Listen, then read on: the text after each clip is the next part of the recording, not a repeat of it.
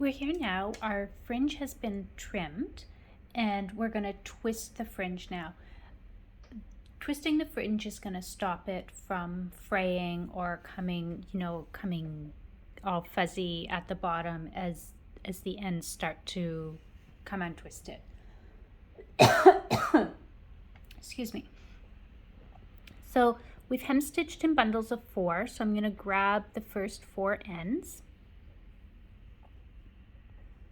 And we can do this by hand, or we can do this with a fringe twister. So I'll show you first by hand. I'm taking one bundle of 4, dividing it into 2. I'm going to just use my fingers and I'm going to twist the fringe.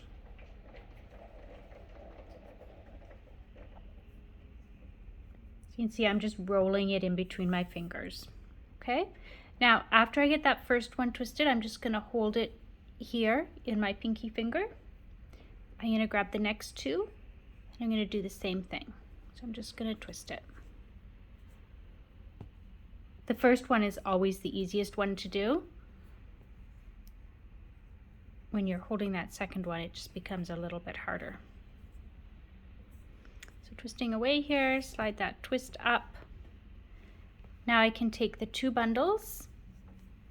I'm just going to do a little overhand knot here.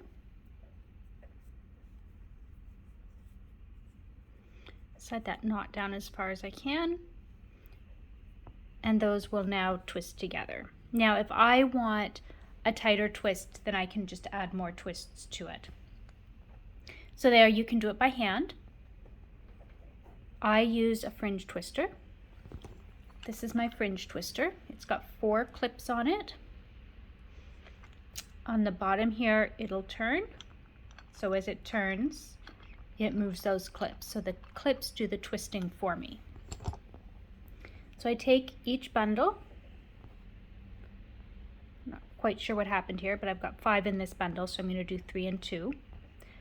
Sometimes we just miscount and that happens, or it might be that I put my hem stitch end in a bundle as well.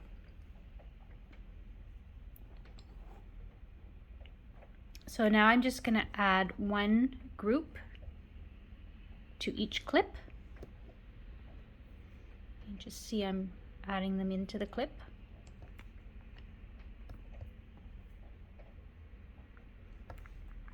Slide that out so you can see a little better here.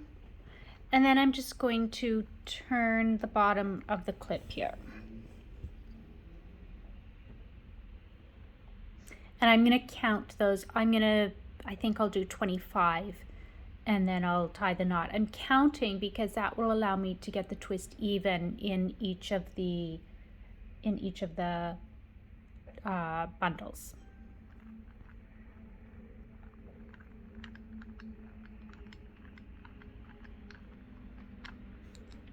So that was 16, 17, 18, 19, 20, 21, 22, 23, 24, 25. You can see that those are quite tight. So then I just take 2 from 2 of the clips, tie it in that overhand knot, slide that knot down as far as I can, and let them untwist.